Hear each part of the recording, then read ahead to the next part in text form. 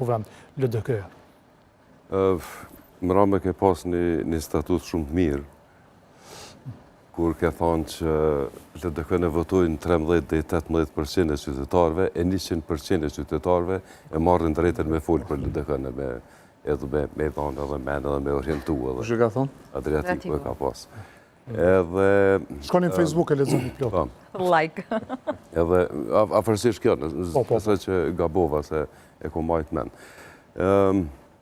Unë kam përit në fakt që duke pas parasysh historinë e LDK-s, vitet 90-ta, kur degët e ndryshme që ka qenë degët LDK-s atëherë, se s'ka pas parti tjera praktikisht, kanë reagu edhe për situata globale. Kajtë degët, kajtë nën degët që u kanë bërë reagimin e vetë, sepse kanë desht me u përfshi.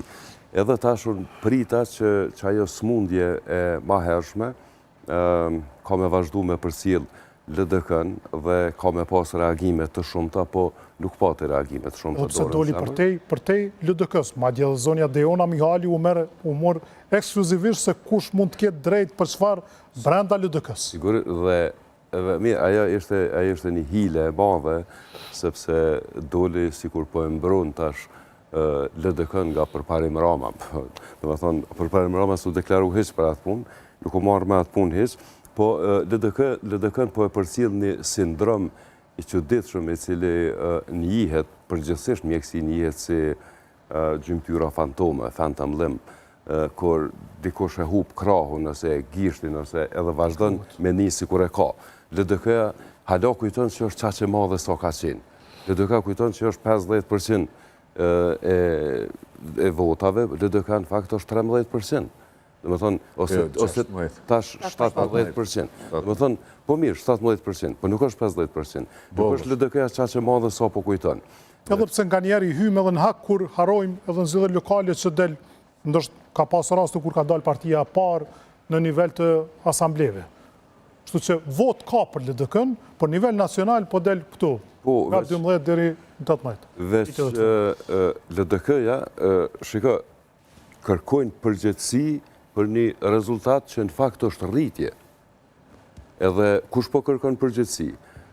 2 kryetar të komunave, edhe të degëve, të cilët kanë dalë të tretët, dhe po kërkojnë përgjegjësi nga dikush që gjithashtu ka dalë i treti.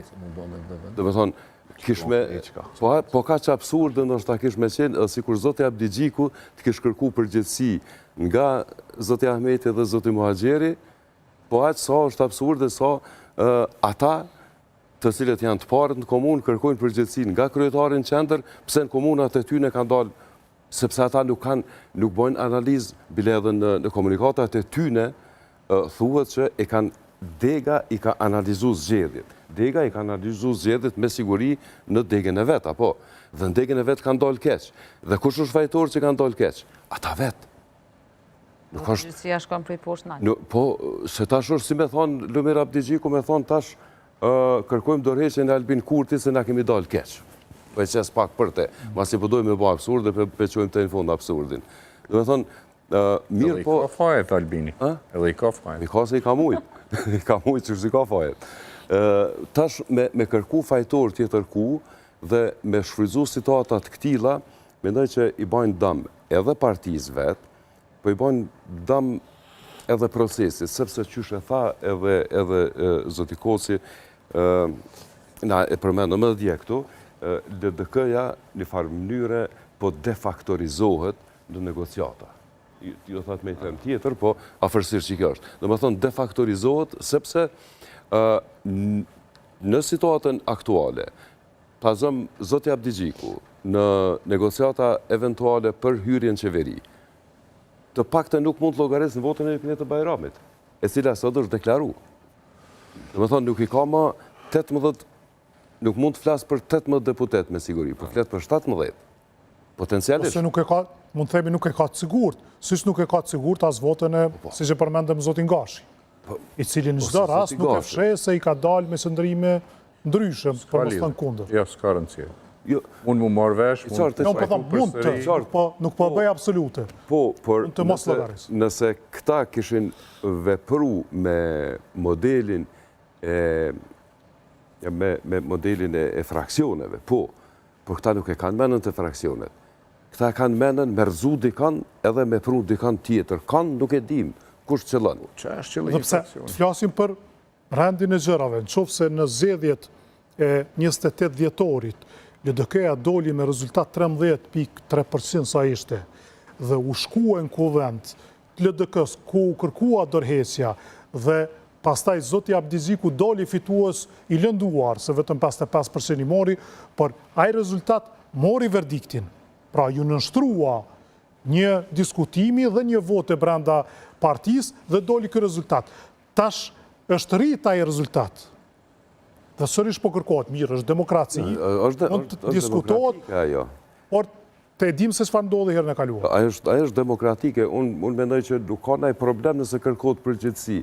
Po kur me njëherë kërkohet dorëheqje, pa kërku analizë, pa kërku përgjegjësi, pa e përmend fjalën dorëheqje, mendoj që do të kishte qenë një situatë këj tjetër, sepse kur e kërkon dorëheqjen dhe e merr një përgjigje, dorëheqja është arrogant, kërkesë arrogante, dhe e merr një përgjigje tjetër arrogante nga zoti Abdiziku pastaj, do me thonë, veç të gjithë po nimojnë qysh me rrotullu që të farë qerën e LDK-s, e cila në pikpamin e tyne është e madhe, po në fakt është e vogël, rëzohet shumë letë.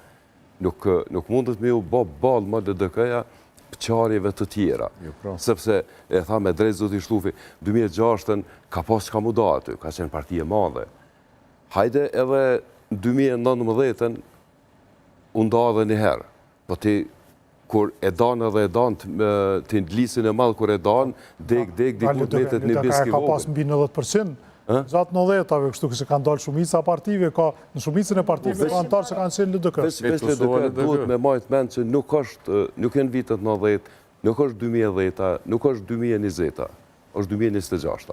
Unë në fakt nuk besoj që dojnë me e do LDK-n, sepse e din historikisht që çdo kush që është nda, ka përfundu aty ku ka përfundu, çdo parti politike ka qëndru të paktën aty ku është, fraksionet që në kriju partia të reja sot më nuk ekzistojnë. Se ekziston partia zotri Daci që e ka buna atë ku, Fatmir Limaj po ashtu ka mbeti jashtë kuvendit, po unë mendoj më shumë në ato që kanë synim me e marë kreun e Lidhjes Demokratike të Kosovës, normalisht me i bo zgjedhjet e reja, pse mendoj që zotri Abdiziku këtu zgjedhje nuk mund ta lo fajtor, është për faktin që unë mendoj që zotri Abdiziku ka bën një hap tutje, tu e anashkalu veten, sepse më jalon dikujt pozitën numër 1 në listën zgjedhore, vetëm me një qëllim, që me e rrit partinë në cilën është, mendoj që është një veprim